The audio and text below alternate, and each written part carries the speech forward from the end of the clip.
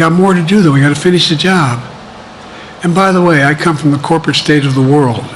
Delaware has more corporations registered in Delaware than every other state in the nation combined.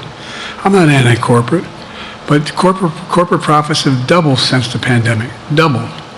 It's time things get back in order a little bit. It's time, for example, if I'm reelected, we're going to make sure that rents are kept at 5% increase. Corporate rents for apartments and the like and homes are limited to 5%. We're going to make a lot of changes that I've been talking about because we're going to continue to grow this economy. And by the way, remember how I got so roundly criticized for being so pro-union, not labor, union. Well, guess what? I've been the most pro-union labor president in history. Not a joke. And guess what? We had the Treasury Department do a study. When unions do better, everybody does better. Everybody does better. And we talk about how, for example, remember when we talked about getting the computer chip industry back in the United States? Used to be 40% of the industry. We invented the chip. 40% of the industry was in the United States. And former presidents decided that the best way to do it is find the cheapest labor in the world, send the product over there and import what the product was. And so what did I do? I was told not to go over to to Asia, including Europe, but Asia. And I remember going to South Korea, convincing them to invest $20 billion in the United States to build computer chip factories.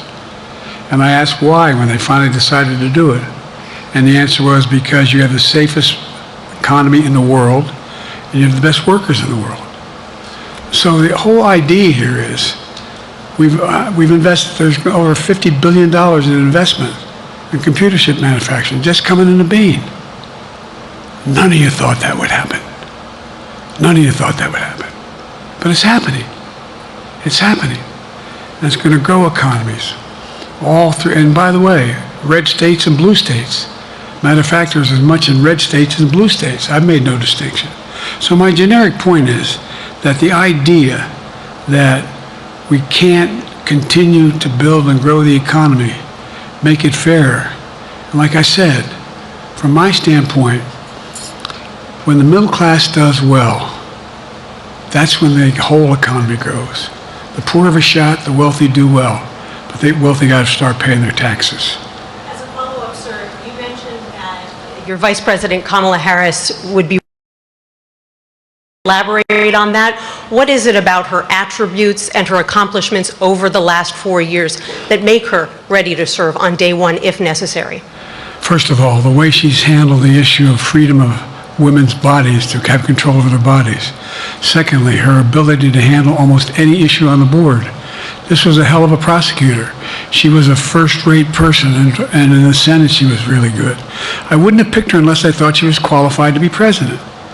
From the very beginning, I made no bones about that. She is qualified to be president.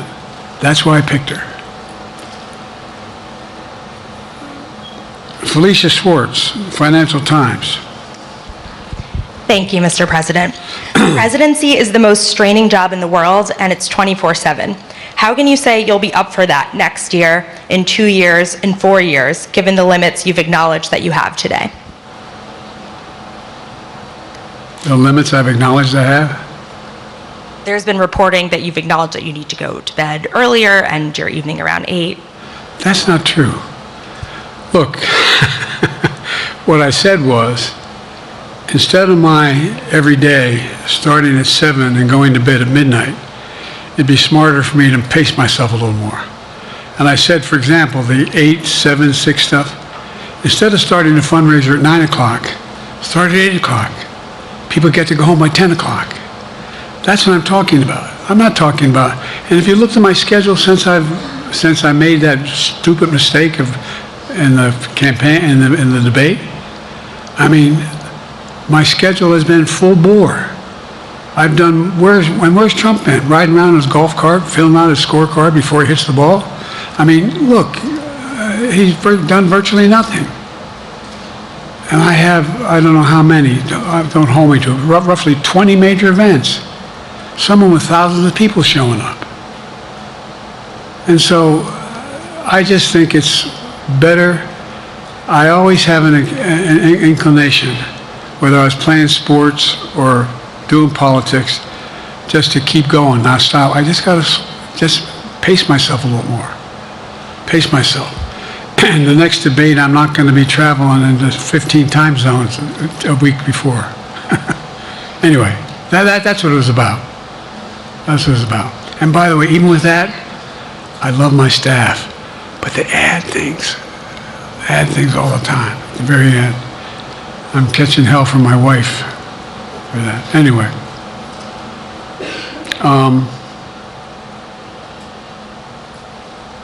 I'm sorry. Zeke Miller, Associated Press. Thank you, Mr. President. Two questions for you. First, on the NATO summit, President Zelensky, in your meeting with him, he pressed you to lift your limitations on the Ukrainian use of American weapons, saying that, in his public remarks afterwards, saying that Ukraine cannot win the war unless those limitations are lifted. Are you reconsidering your position on that? And then secondly, following up on Felicia's question there, leaders of your own party have said that they're not worried about that debate. They're worried about the next bad night and the bad night after that. How can you reassure the American people that you are up to the task and that there won't be more bad nights at a debate stage or somewhere else? First thing about Zelensky asking for the ability to strike deep into Russia. We've allowed Zelensky to use American weapons in the near term, in the near or abroad, into Russia. Whether or not he should be attacked. For example, should Zelensky, he's not, but if he had the capacity to strike Moscow, strike the Kremlin, would that make sense? It wouldn't. The question is, what's the best use of the weaponry he has, and the weaponry we're getting to him? I've gotten a more long-range capacity, as well as defensive capacity. And so our military is where I'm following the advice of my commander-in-chief, the chief of staff of the military, as well as the Secretary of Defense and our intelligence people. And we're making a day-to-day basis on what they should and shouldn't go, how far they should go in. That's a logical thing to do. Second question related to Bad nights, sir. How can you reassure the American people that you won't have more bad nights, whether they be on a debate stage or on some matter of foreign policy? Well, I tell you what, the best way to assure them is the way I assure myself. And that is, am I getting the job done? Am I getting the job done? Can you name me somebody who's got more major piece of legislation passed in 3.5 years? I created 2,000 jobs just last week. So if I slow down, I can't get the job done. That's a sign that I shouldn't be doing it. But there's no indication of that yet. None. What do we got here?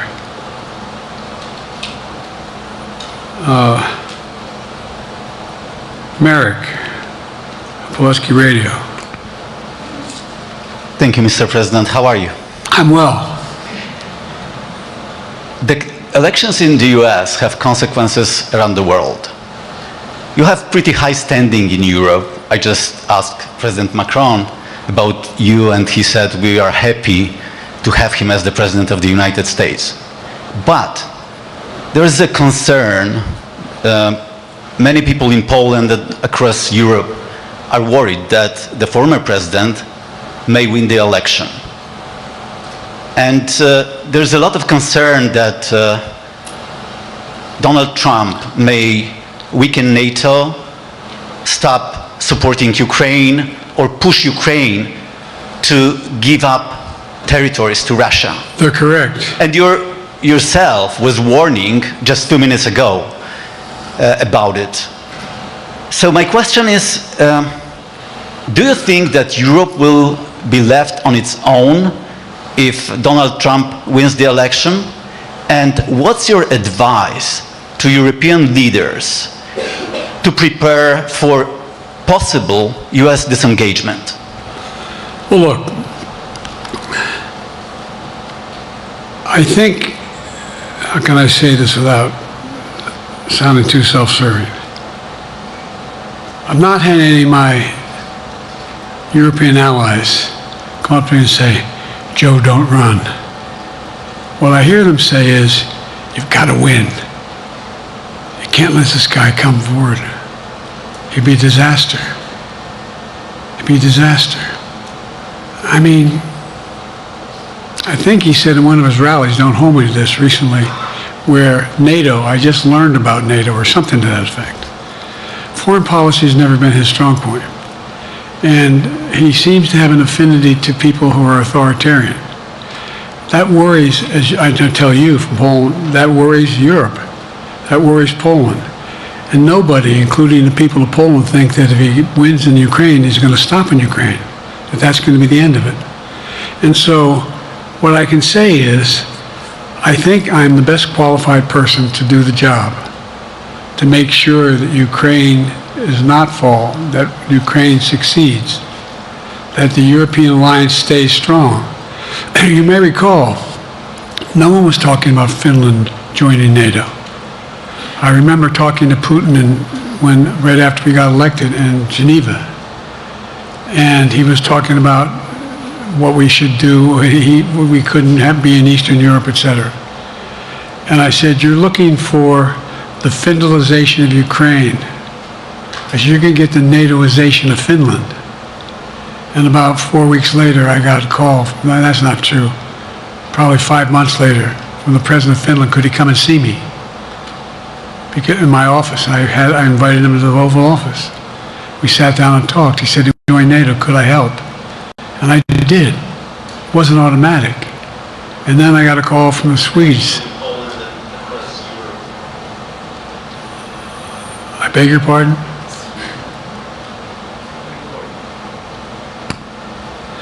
And so Finland joined NATO, 800-mile border is a significant, and they were already allies, but they weren't part of NATO.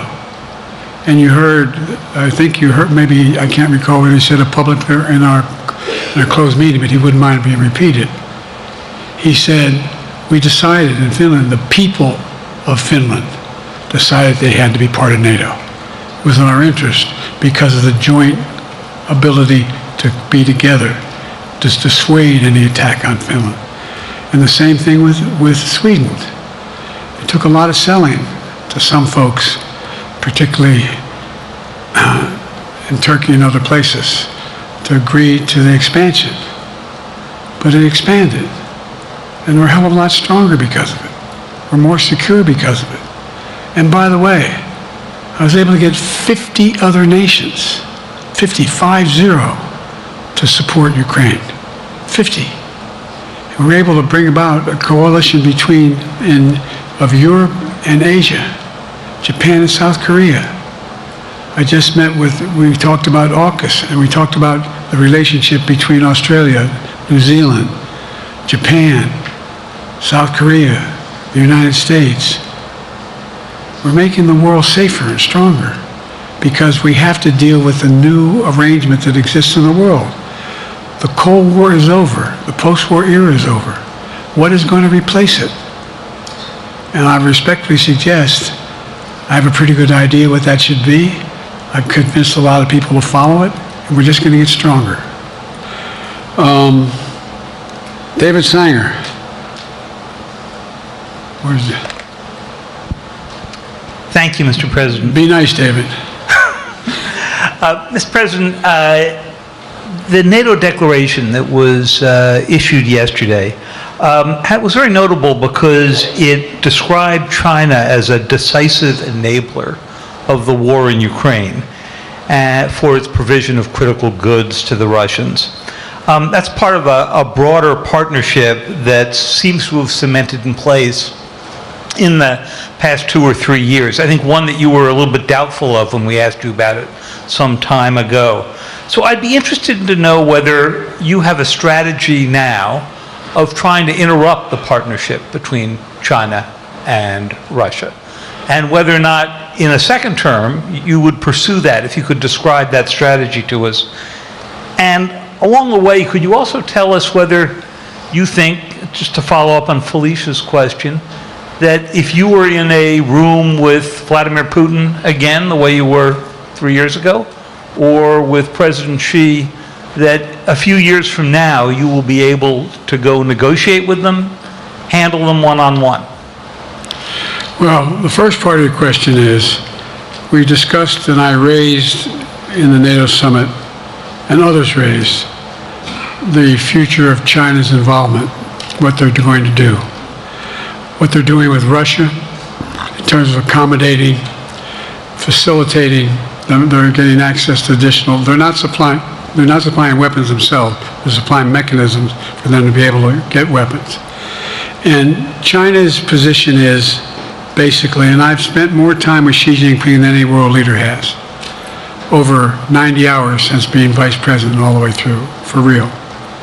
And by the way, I handed all my notes. But my point is that Xi believes that China is a large enough market that they can entice any country, including European countries, to invest there in commitments from Europe to do A, B, C, or D, or not to do certain things.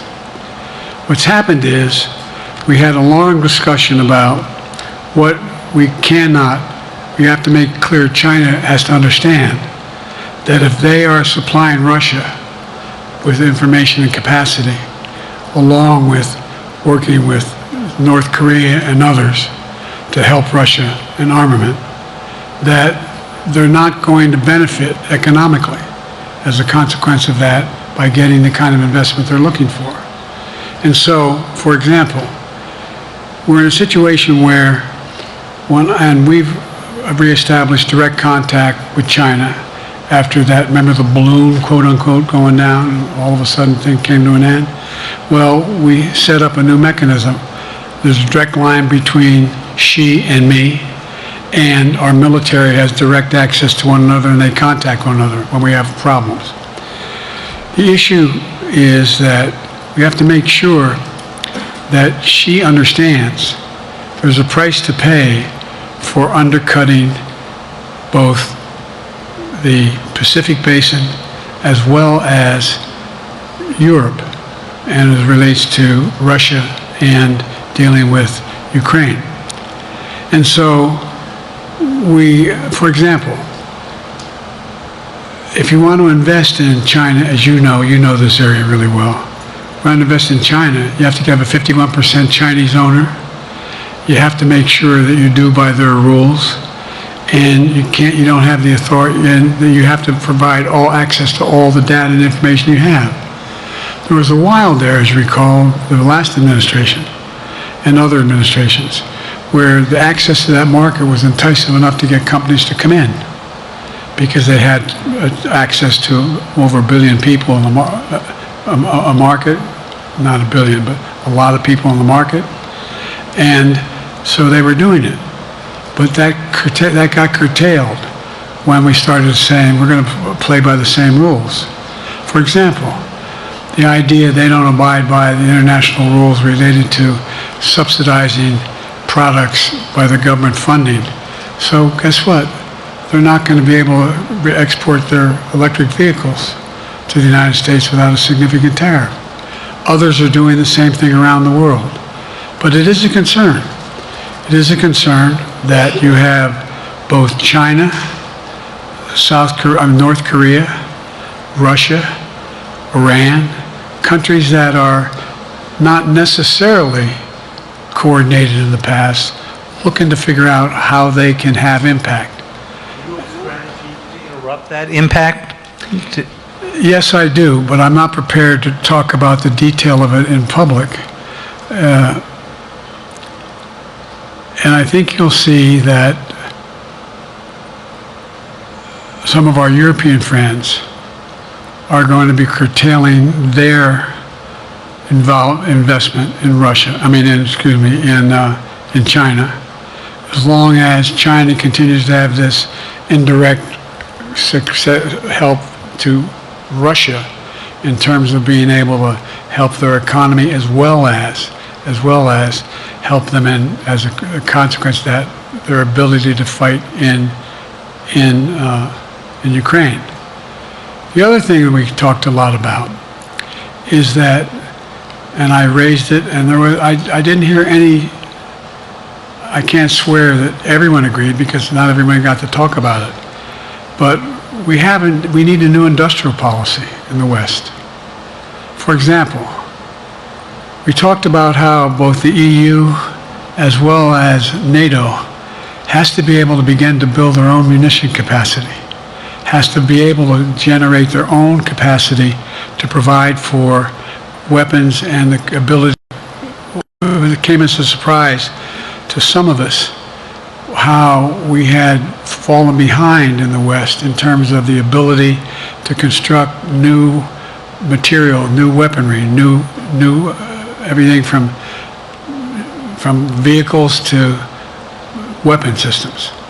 And so one of the things that came out of this was, we're going to be meeting again with a number of my colleagues, my European colleagues, is what do we do to increase the capacity of the West, particularly in Europe and Japan, to be able to generate the kind of ability to produce their own weapon systems. Not just for themselves, but to be able to generate that. It's the same, it's what Russia's trying to figure out, that they went to China and they didn't get the weapons, but then they went to North Korea. But we're going to be in a position where the West is going to become the industrial base for it to be able to, the ability to have all the defensive weapons that we need. That was a discussion as well. Mr. President, I'm not sure you answered on whether you would be ready to go deal with Putin and Xi 2 or 3 years from now. I'm ready to deal with them now and 3 years from now. Look,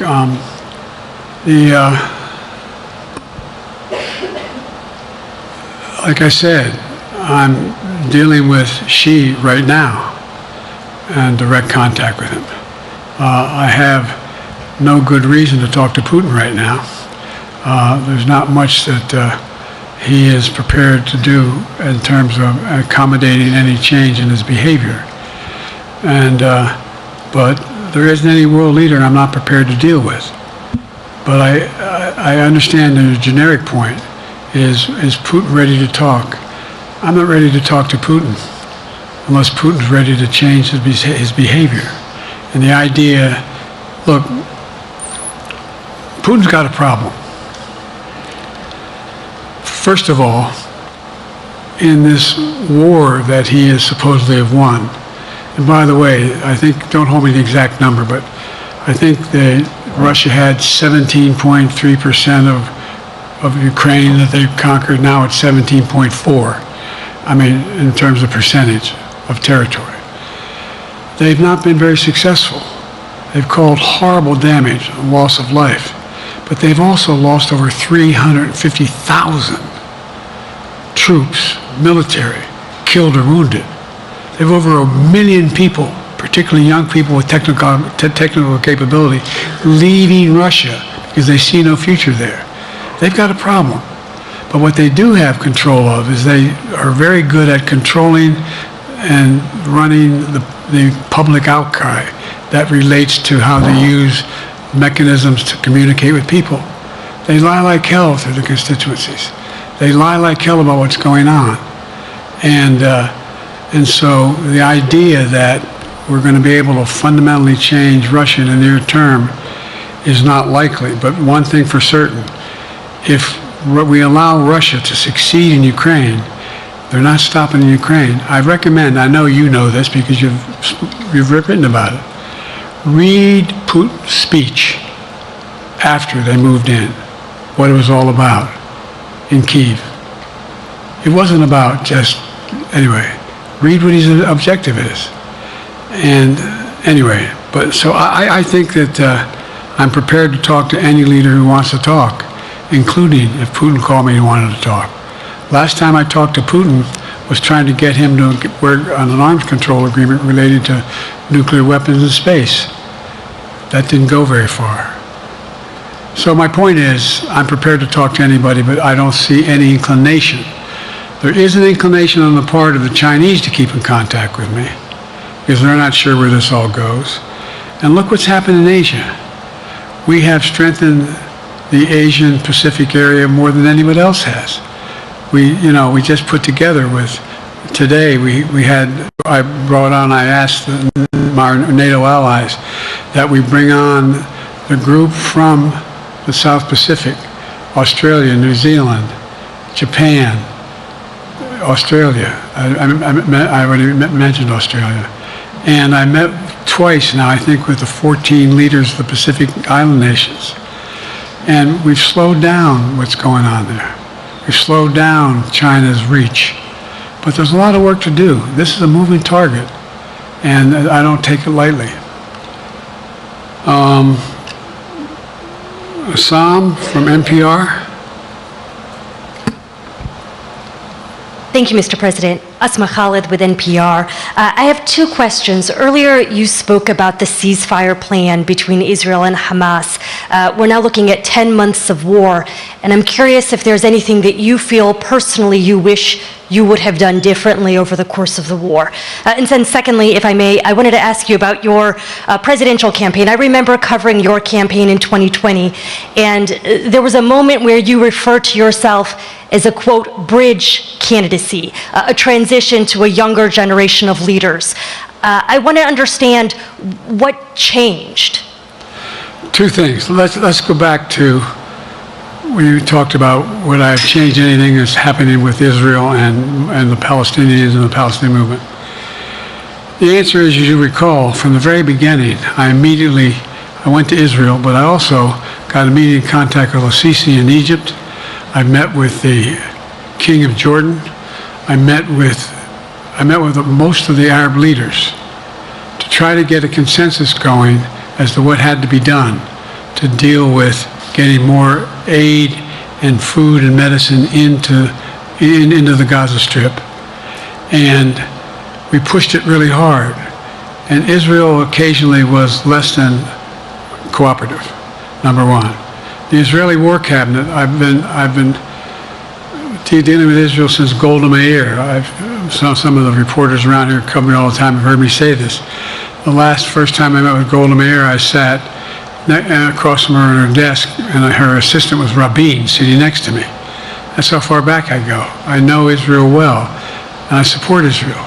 But this war cabinet is one of the most conservative war cabinets in the history of Israel. And there's no ultimate answer other than a two-state solution here. And so what was able to be done in terms of the plan I put together was it would be a process for a two-state solution. And we get the Arab nations to, particularly from Egypt all the way to Saudi Arabia, to be in a position where they would cooperate in the transition so that they could keep the peace in Gaza without Israeli forces staying in Gaza. The question has been from the beginning, what's the day after in Gaza?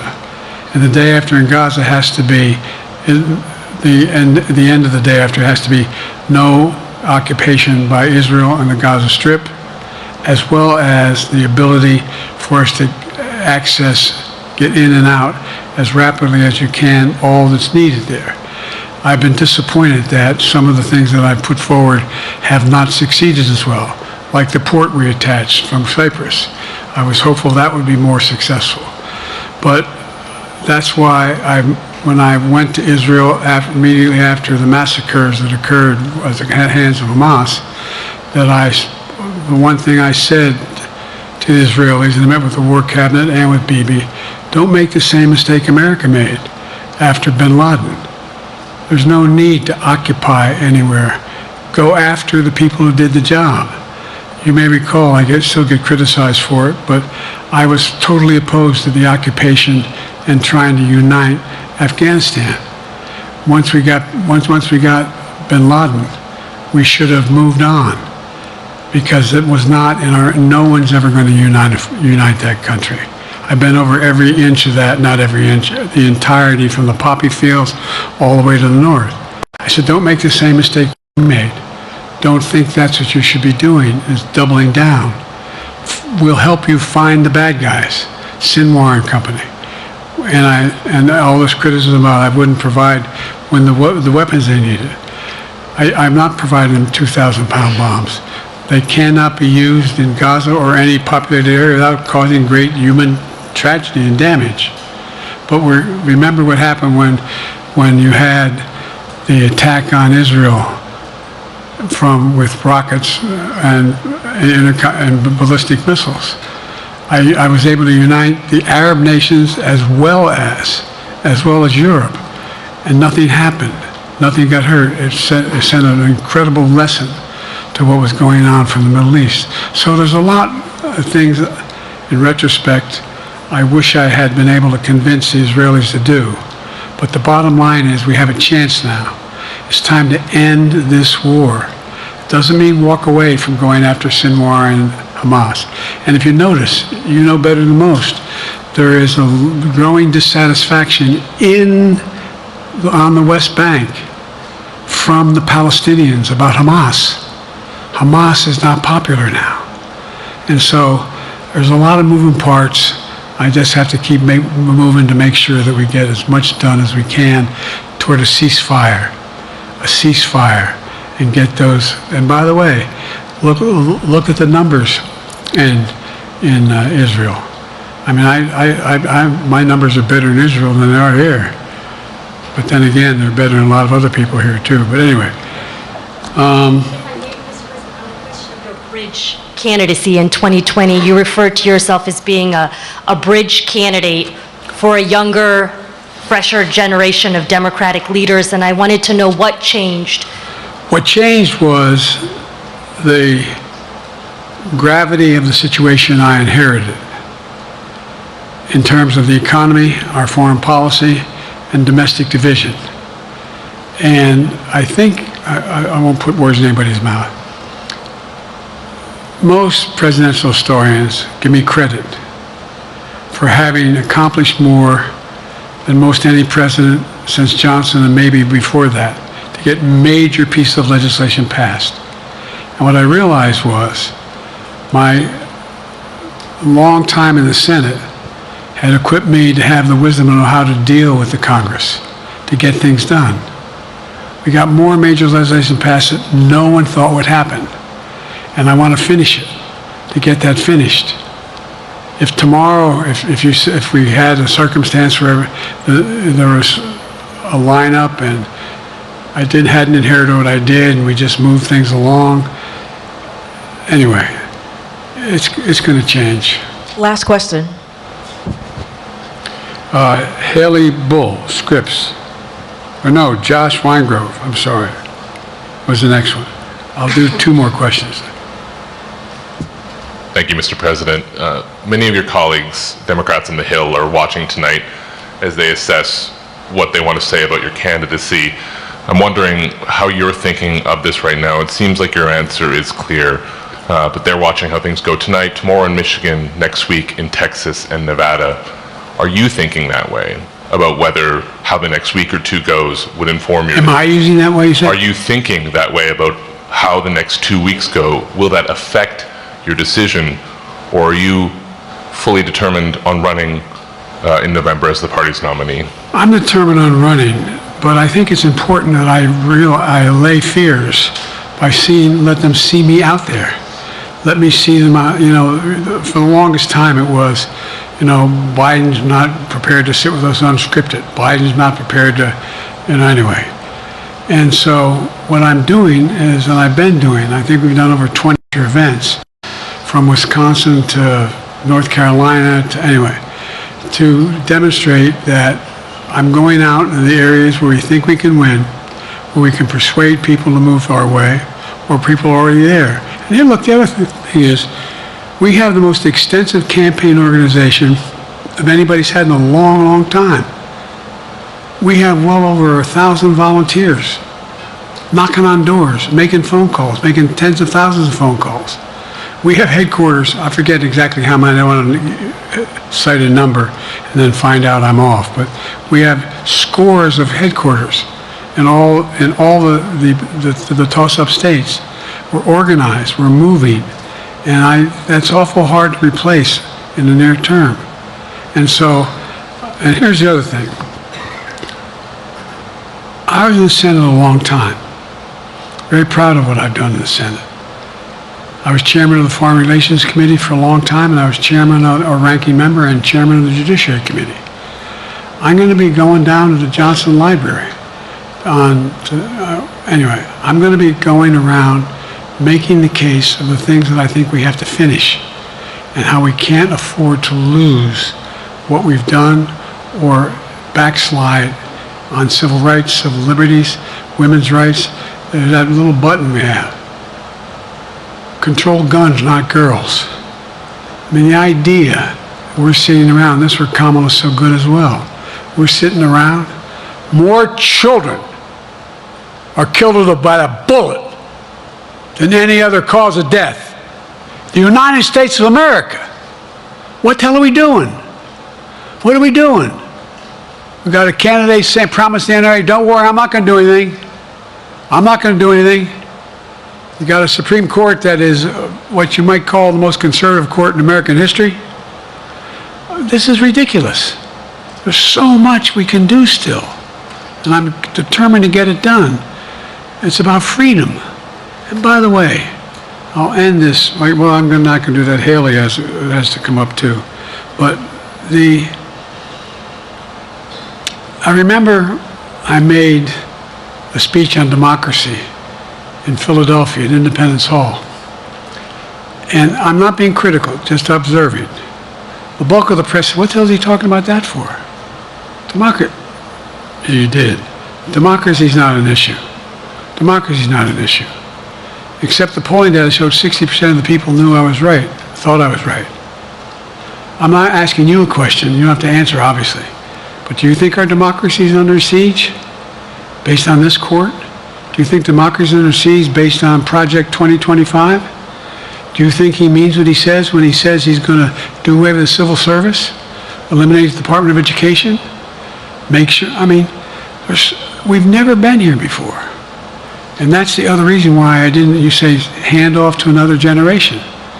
I've got to finish this job. I've got to finish this job because there's so much at stake. We've had some discussions over the past few days with your press secretary about the question of health exams. And you said you take a cognitive test every day in this job. Are you open to taking another physical or test before the election? Governor Whitmer of Michigan, for instance, said it wouldn't hurt to take a test. Well, look, two things. One, I've taken 3 significant and intense neurological exams by a neurologist. In each case, as recently as February. And they say I'm in good shape, okay? Although I do have a little problem with my left foot because it's not as sensitive because I broke my foot and didn't wear the boot. But I'm good. I'm tested every single day about my neurological capacity to do decisions I make every day. You talk to my staff, all of you talk to my staff. Sometimes my staff talks a lot. But the fact of the matter is, I don't think you have them telling you that all the major ideas we've undertaken haven't been in part initiated by me. I remember when the staff, I said, I'm going to go to South Korea, we're going to get the chip. What are you doing? I'm going to get Japan and Korea back together again after essentially having hostilities toward one another since the end of World War II. I'm going to move and see that we can expand it. You know, the only thing age does is help you with it, creates a little bit of wisdom if you pay attention. And so the point I'm making is, I think it's important that if the neurologist tells me he thinks I need another exam, and by the way, I've laid every bit of the record out, hadn't hidden a thing. You ought to ask Trump for his, okay? I laid it all out. And every single day I'm surrounded by good docs. If they think there's a problem, I promise you, or even if they don't think it's a problem, they think I should have a neurological exam again, I'll do it. But no one's suggesting that to me now. And I'll ask you another question. No matter what I did, no one's going to be satisfied. Did you have 7 docs? Did you have 2? Who'd you have? Did you do this? How many times did you? So I am not opposed. If my doctors tell me I should have another neurological exam, I'll do it. But that's where I am. Haley Bull, Scripps. Thank you, Mr. President. You said you're making decisions on a day-to-day basis when it comes to support for Ukraine. Does that mean you have not closed the door on further considering lifting restrictions for U.S.-made weapons inside Russia? And if I may, your convention is coming up where your delegates are pledged to make you the official nominee. If they have second thoughts, are they free to vote their conscience? Obviously, they're free to do whatever they want, but I get overwhelming support. Overwhelming support. I won, I forget how many votes I won in the primary. Overwhelming. And so tomorrow, if all of a sudden I show up at the convention, everybody says we want somebody else, that's the democratic process. It's not going to happen. Even if that means they vote for someone else? Sure. Look, I'll end this with this. I served in the Senate a long time. I understand the impetus of candidates running for local office and whether they think the topic can help them or not. In my state of Delaware, which was a very, at least it was a red state when I started, in terms of we now talk red and blue.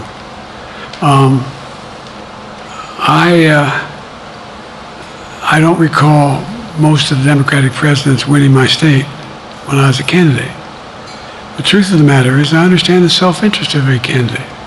If they think that, running with Biden at the top is going to hurt them, then they're going to run away. I get it.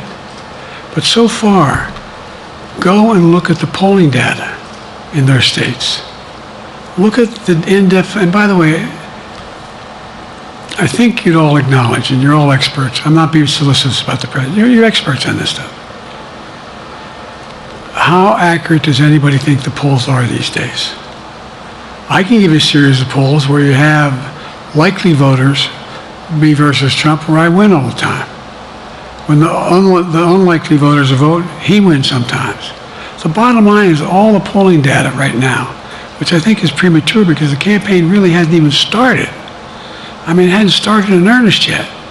Most of the time, it doesn't start till after September, after Labor Day. So, a lot happened. But I think I'm the best I believe I'm the best qualified to govern. And I think I'm the best qualified to win. But there are other people who could beat Trump too. But it's awful start from scratch. And, we talk about money raised. We're not doing bad. We got about $220 million in the bank. We're doing well. So with that, you have want to follow up on any of that you just asked me? Yes. You earlier explained confidence in your vice president. Yes. If your team came back and showed you data that she would fare better against former President Donald Trump, would you reconsider your decision to stay in the race? No, unless they came back and said, there's no way you can win. Me. No one's saying that. No poll says that. Mr. President, okay. Thank you. This ends tonight's press conference. Thanks, everybody.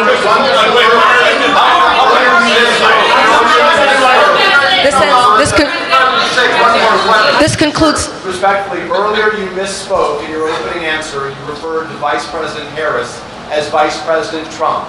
Right now, Donald Trump is using that to mock your age and your memory. How do you combat that criticism from tonight? Listen to him.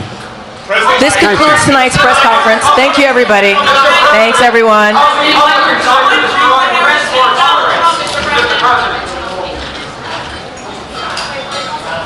Yes. So especially momentous because it represented the 75th year, the most important military defense alliance in the world's history of the world. We should never forget that NATO grew out of the wreckage of World War II, the most destructive war in history. The idea was to create an alliance of free and democratic nations that would commit themselves to a compact of collective defense. Standing together, they knew we'd all be safer. An attack on one would be treated as an attack on all. And it's worked, because a would-be aggressor knows if they attack one of us, they'll be attacked by all of us.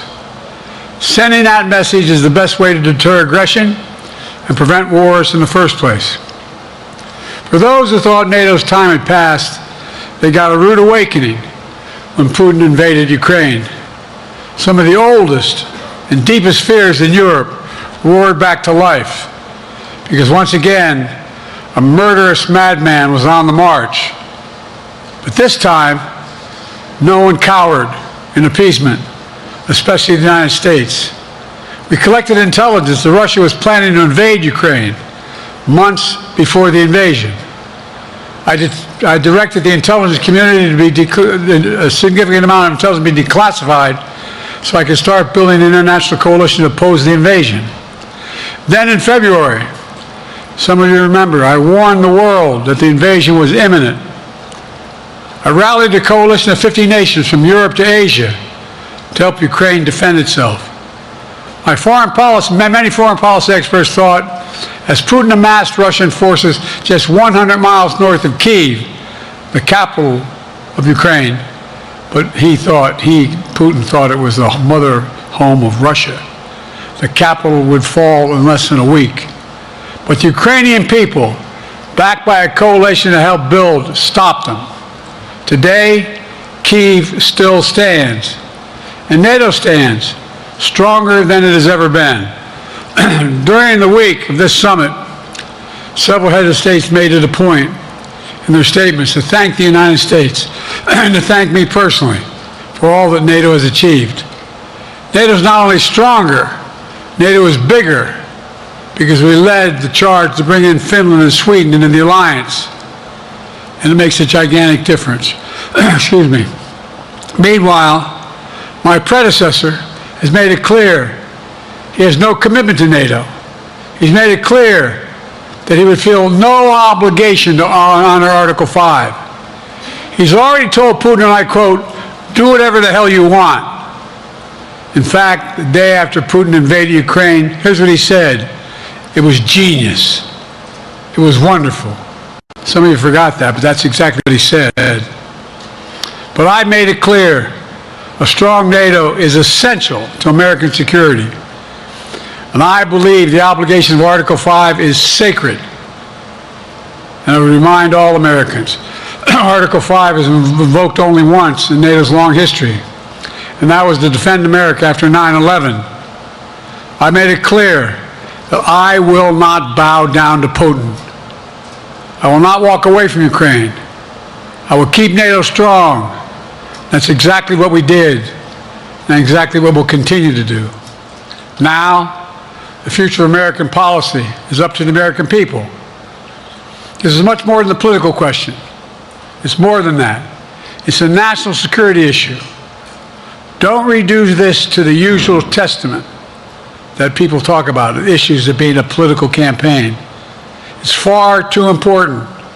It's about the world we live in for decades to come. Every American must ask herself or himself, is the world safer with NATO? Are you safer? Is your family safer? I believe the American people know. The answer to all those questions is yes. And I believe the American people understand that America is stronger because of our alliances. I believe the American consensus from Truman to Reagan to me still holds today. America cannot retreat from the world. We must lead the world. We are an indispensable nation, as Madeleine Albright wrote. Now let me turn to three other key issues. Just this morning, we had a great economic report showing inflation is down. Overall prices fell last month. Core inflation is the lowest it's been in 3 years. Prices are falling for cars, appliances, and airfares. Grocery prices have fallen since the start of the year. We're going to keep working to take down corporate greed to bring those prices down further. Meanwhile, Trump's calling for a 10% tariff on everything Americans buy, including food from overseas, vegetables, and other necessities. And economists tell us that that would cost the average American working family another $2,500 a year. It's a tax of $2,500 a year. Second, our efforts to secure the border, the southern border, is working. After Trump killed the bipartisan effort to secure the border, Republicans and Democrats had worked on, because he thought it would benefit me and make him a loser, Republicans walked away. So I took executive action last month. As a consequence, working with Mexico, border encounters have gone down over 50%. The current level is lower today than when Trump left office. Third, for months, the United States has been working to secure a ceasefire in Gaza, to bring the hostages home, to create a path for peace and stability in the Middle East. 6 weeks ago, I laid out a detailed plan in writing. It was endorsed by the UN Security Council, the G7. That framework is now agreed on by both Israel and Hamas. So I sent my team to the region to hammer out the details. These are difficult, complex issues. There's still gaps to close, but we're making progress. The trend is positive, and I'm determined to get this deal done and bring an end to this war, which should end now. Let me conclude where I began. We're the United States of America. We are the indispensable nation. Our leadership matters. Our partnerships matter. This moment matters. We must rise to meet it. I'll take your questions. I've been given a list of people to call on here. Reuters, Jeff Mason.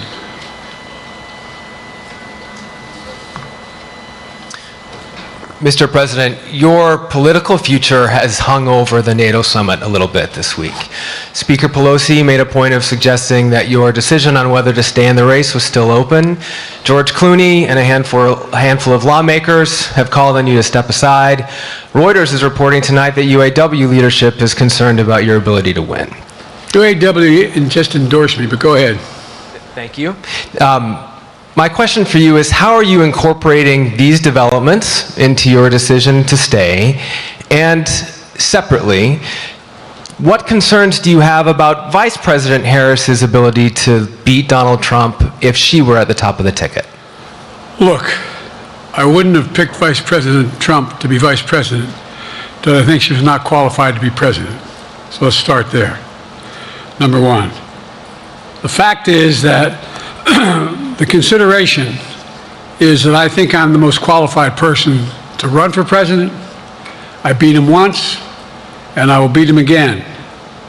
Secondly, the idea, I served in the Senate a long time. The idea that senators and congressmen running for office worry about the ticket is not unusual. And I might add, there are at least 5 presidents running or incumbent presidents who had lower numbers than I have now, later in the campaign. So there's a long way to go in this campaign. And so I'm just going to keep moving, and because, look, I got more work to do. We've got more work to finish. There's so much, we made so much progress. Think about it. Think about where we are economically relative to the rest of the world. Name me a world leader who wouldn't want to trade places with our economy. We've created over 800,000 manufacturing jobs, 1.5 million jobs. I mean, so things are moving. We got more to go. Working class people still need help. Corporate greed is still at large.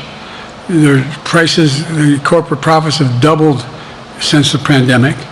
They're coming down, and so I'm optimistic about where things are going. Danny Kemp, AFP. Thanks. Thank you, Mr. President. I wanted to ask you about your, you mixed up President's Zelensky and Putin earlier today. And you now have sort of your key allies, including the British Prime Minister, the President of France, and the German Chancellor having to step in and make excuses for you on that. Officials here are saying off the record that your decline has become noticeable. Hasn't this now, frankly, become damaging for America's standing in the world? Thank you. Did you see any damage to our standing in my leading this conference? Have you seen a more successful conference? What do you think? And the Putin piece, I was talking about Putin, and I said, and now, at the very end, I said, here, I mean Putin. I said, no, I'm sorry, it's Zelensky. And then I added 5 other names. Look, guys, the idea anybody suggests that we haven't had an incredibly successful conference. How many times did you hear in that conference, I know it sounds too self-serving, but other leaders, heads of state, in thanking me, saying the reason we're together is because of Biden, because Biden did the following. Look, folks, this is well, anyway, I thought it was the most successful conference I've attended in a long time, and find me a world leader who didn't think it was. Next one, Nancy Cordes, CBS. Thank you, Mr. President. You mentioned other instances in history where presidents have faced a challenge, but what makes this moment in history so unique is that it is not your enemies who are calling on you to reconsider your decision to stay in the race. It's your friends, supporters, people who think you've done a great job over the past 4 years. Have you spent time thinking about what it would mean for your legacy, which you've worked decades to build, if you stay in the race, the concerns voters say they have, and you lose to someone who you yourself have argued is unfit to return to the Oval Office? Well, look, I'm not in this for my legacy. I'm in this to complete the job I started. As you recall, understandably, many of you and many economists thought my initial initiatives that I put forward, can't do that, it's going to cause inflation, things are going to skyrocket, the debt's going to go up. What are you hearing now from mainstream economists? 16 economic Nobel laureates said I've done a hell of a job. That under my plans so far and what's going to happen in the future if I'm reelected, that things are going to get much better. Our economy is growing. I was determined when I got elected to stop the